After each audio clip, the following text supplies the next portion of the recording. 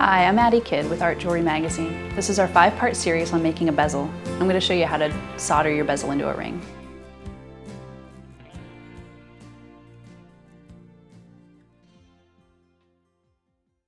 I have my bezel now that I've cut, and I've set it on my charcoal block for soldering. I always orient the seam to the right because I'm a left-handed solderer. I have my torch over here, so for me it's easier to see if it's on the right.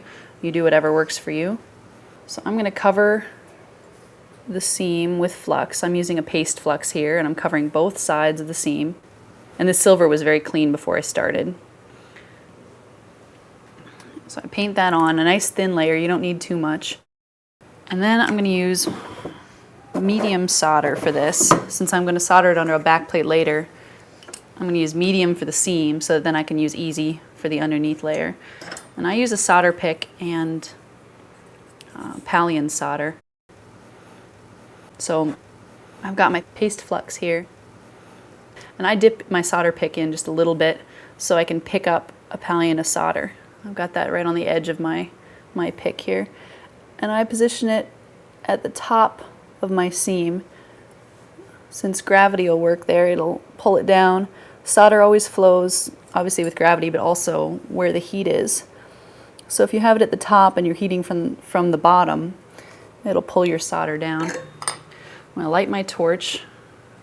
You always turn on the gas or propane first. I only do a little bit. Get yourself a nice medium flame, and then slowly add the oxygen. And you want a nice reducing flame, which means a low amount of oxygen. You just want a little bit of this yellow here at the tip, if you can see that. Actually a little less than that, so I'm going to increase the oxygen so I just have a little bit less. If you have a hissy tight flame, that's oxidizing, and that's going to be too much heat for this. You want a nice soft flame. That's where I want, and that's right where the most heat is right at the end of this inner cone here. So that's where you're going to want to focus your heat.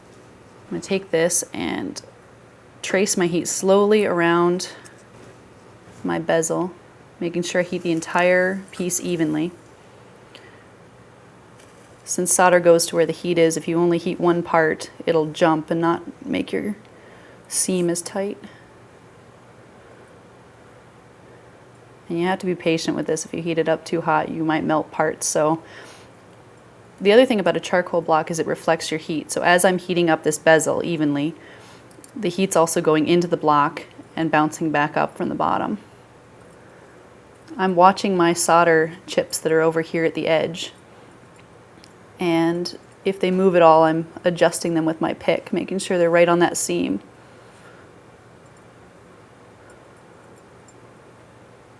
Trying to keep my torch moving at all times. Looks like I need a little more oxygen here. I'm going to wait.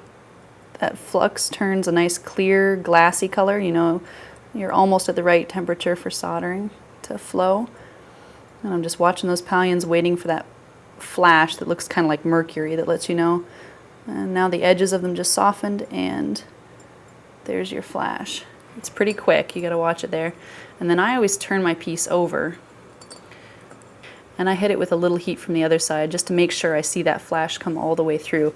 I put the solder on the outside of the bezel because that's easier for me to file away than on the inside. On the inside it might affect how the stone sits and fits, but on the outside I can solder away any excess. So I'm going to heat up the piece again just to make sure that I see that little flash of solder right along this seam here.